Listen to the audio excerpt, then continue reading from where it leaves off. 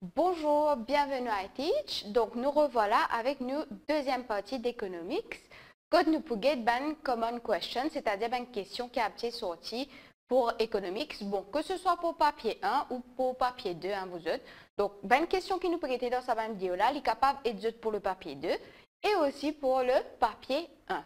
Donc, continuez dans la vidéo-là jusqu'à ce que j'arrive à ce papier 1. Donc, comme ça, vous pouvez une révision de cette question-là et cette topic-là. Bon, nous allons direct maintenant dans nos différentes questions. Nos première question qui nous peut guetter, l'IPEDIA nous explain the policies that a government might use to encourage private businesses. Donc, les deux points très importants ici, c'est quoi? That a government et ici, encourage private businesses. C'est-à-dire quels sont les moyens que le gouvernement est capable d'adopter pour qu'il encourage private businesses, c'est-à-dire qui sont owned by private individuals. Comment il peut encourager ce genre de businesses là? Donc, premièrement, comment il est capable d'encourager ce genre de businesses là? C'est by granting subsidies. Donc, subsidies, c'est quoi? Comment je connais? Faites bien la différence entre ce qui nous appelle subsidies et substitutes, parce que bien souvent, les élèves ont tendance à confondre entre ces deux-là. Donc, substitute, ça c'est autre chose, c'est-à-dire, par exemple, on a deux produits, mais capable de remplacer un par l'autre. Tandis que subsidies, c'est funds granted. Ok, c'est-à-dire qu'il donne l'argent ou bien funds. Donc, comment le gouvernement est capable d'encourager private businesses, c'est en donnant funds.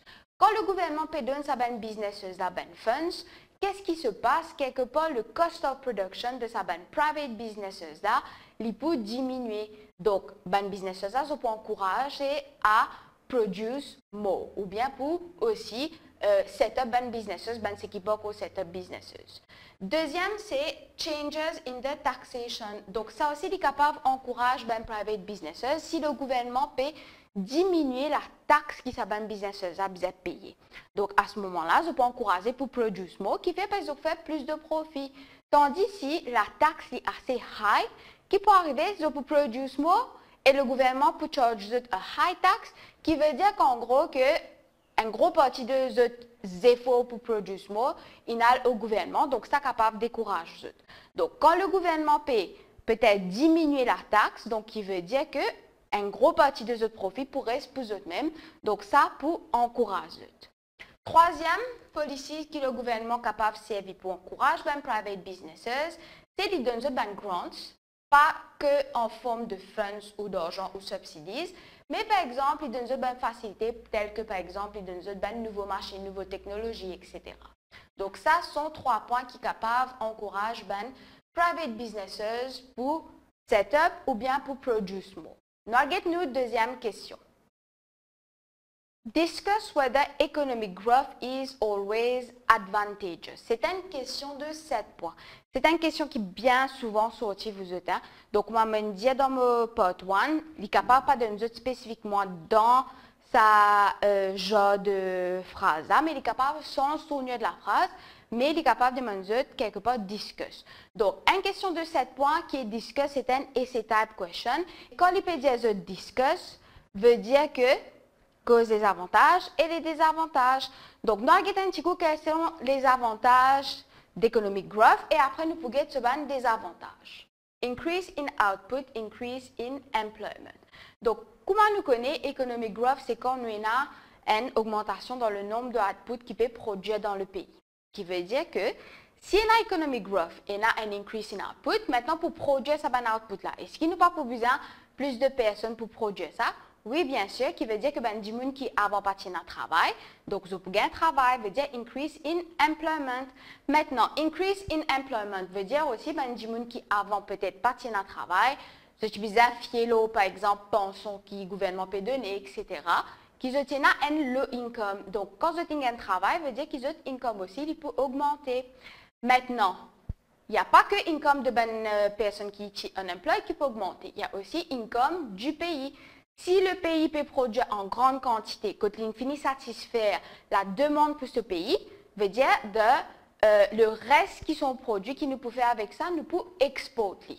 Donc, si nous peut exporter output, veut dire que le pays aussi, il peut gagner currency et il peut gagner de l'argent, income.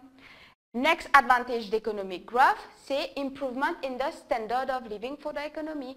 Comme un monde a un travail, avant de partir dans le travail, je peux bien quelque part vivre, satisfaire de ben basic needs, je peux faire de leisure ou bien un wants par exemple. Ok?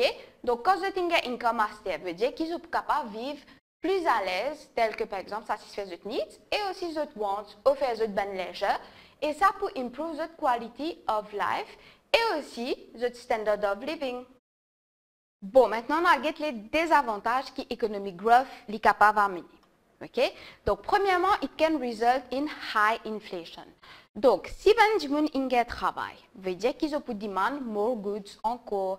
Maintenant, comme on nous connaît, l'inflation c'est causé aussi par demand pull inflation. Pas oublier ça cause d'inflation. Hein? Veut dire plus il y a demand for ben goods, le prix il peut augmenter. Donc, ça est capable d'être un cost pour l'économie. Deuxième cost de l'économie, c'est que pour produire plus de output, est-ce qu'il nous pas pour besoin plus de resources? Donc, resources, ça peut être aussi en termes de natural resources. Ça veut dire que là, nous pouvons deplete the country of quelque part sur so natural resources pour produire plus. Ça veut dire une exploitation of the economic resources. Troisième cost d'economic growth, c'est quoi? C'est que pour qu'il y ait des externalities. Donc, qui peut arriver? Plus de production qu'il y a, veut dire nous sommes capables aussi de gagner plus de pollution en tant que externality. Now get the next question. Nous prochaine question. How do some firms become large? Donc, comment est-ce que ben firmes sont capables de grandir? Nous pouvons ici une étoile pour 4 points. Donc, nous avons 3 façons comment est-ce qu'une firme est capable de grandir. Donc, the famous one, comment nous connaît, comment est-ce qu'une firme est capable de grandir, c'est à travers merging ou integration. Donc, comment tu connais, nous avons différents types d'intégration, tels que par exemple, horizontal integration, c'est 2 firmes qui peuvent produire la même chose, peuvent venir ensemble. Nous avons conglomerate, nous avons vertical integration. Donc, ça, c'est une façon comment est-ce qu'une firme peut grandir. Donc, quand tu peux expliquer, tu peux donner une réponse pour how do firms become large. Panic explique seulement ce type d'intégration. Il y a d'autres façons aussi comment une firme est capable de grandir. Donc, deuxième façon, c'est à travers advertising. Comment est-ce que advertising est capable de faire une firme grandir? Donc, une firme qui fait advertising, pour lui, augmente la demande de ce produit. Donc, la demande de ce produit, qu'il peut faire, il peut générer encore plus de sales, ce qui veut dire que la compagnie il peut bien grandir pour qu'il est capable de satisfaire la demande qui est generated by an advertising. Troisième point qui est capable de lead and firm to become large, c'est à travers issuing of shares. Donc, si une firme il peut vendre shares, donc il veut dire que il a plus de shareholders et il est capable de grandir, il a plus de capital, etc. Et il est capable de grandir. An aim of government policy is usually not to let the rate of inflation become high. Why is this? Une question de 6 points. Qui fait le gouvernement ne pas laisser le taux d'inflation venir trop haut? Donc, premièrement, on vous dit que si le gouvernement laisse le taux d'inflation venir trop haut, ça peut affecter la valeur de savings qui est dans l'économie. Donc, comment est-ce que ça peut affecter la valeur de savings dans l'économie? Ben, du monde, je tiens un certain nombre d'argent. Okay? Avec le taux d'inflation qui peut monter, qui peut arriver, veut dire prix de ben produits et de ben services qui sont habitués à acheter, il peut monter. Veut dire que la même quantité de earnings que je peux gagner, je peux gagner moins de produits et de services. Maintenant, et là, dans sa earnings là, ben du monde, quand prix parti aussi haut, je peux capable de faire un petit savings de côté. Maintenant, quand prix est augmenté, et déjà que je peux capable d'acheter moins et moins de produits et de services, que je peux consommer avant qu'il prix monte, veut dire que je peux faire, je peux laisser tomber savings et je peux préférer satisfaire les basic needs et peut-être quelques wants là-dedans. Donc, ça qui peut arriver, il peut affecter le savings de l'économie parce que du monde peut arrêter save ou bien le taux de savings il peut diminuer.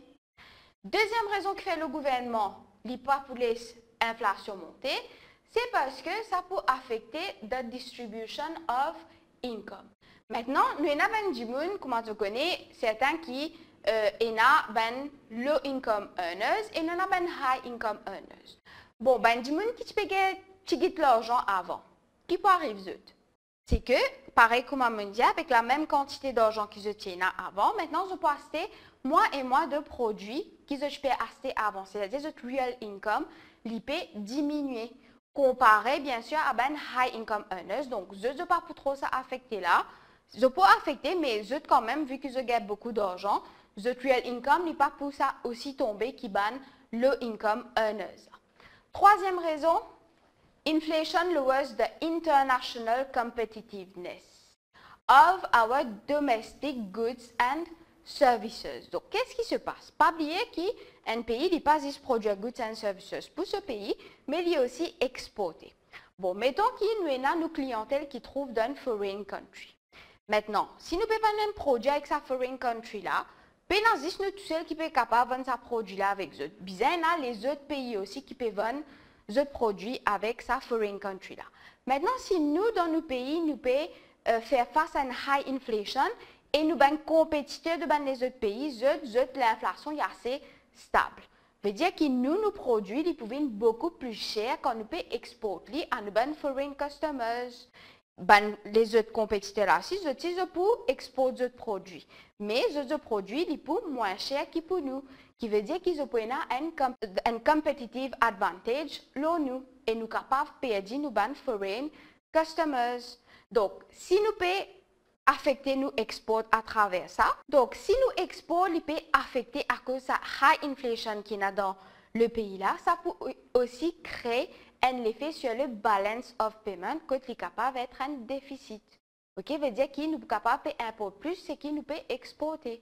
Veut dire foreign currency, il n'est pas rentrer, nous peut juste dépenser. Describe four main aims of government economic policy. Donc ça c'est une question de 4 points.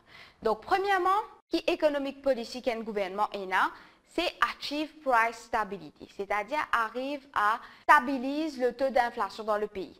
C'est-à-dire, il n'est pas l'esprit là monte trop beaucoup ou il n'est pas l'esprit là aussi descend pas trop beaucoup.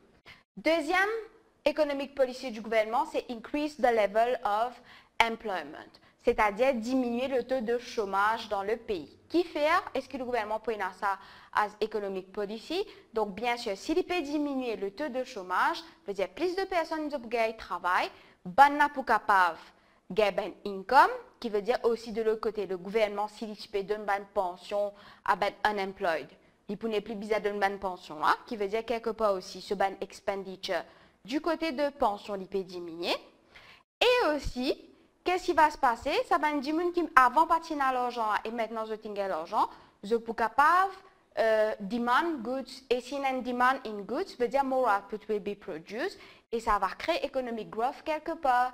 Troisième economic policy du gouvernement, c'est achieve economic growth, c'est-à-dire que increase the number of output qui peut produire dans le pays, c'est-à-dire le GDP.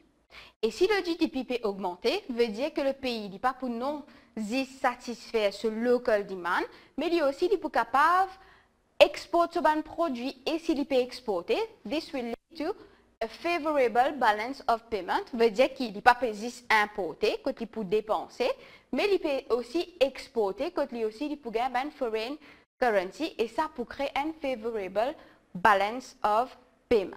Bon, voilà, nous arrivons à la fin de cette vidéo-là. Moi, j'espère qu'ils sont capables et toi encore un petit peu à répondre à une question qui a été sortie dans le papier d'économics. Donc, on va me dire, ça va un topic qui nous était là, ça va une question là, c'est pas que pour le papier 2, mais il peut aussi et toi pour le papier 1.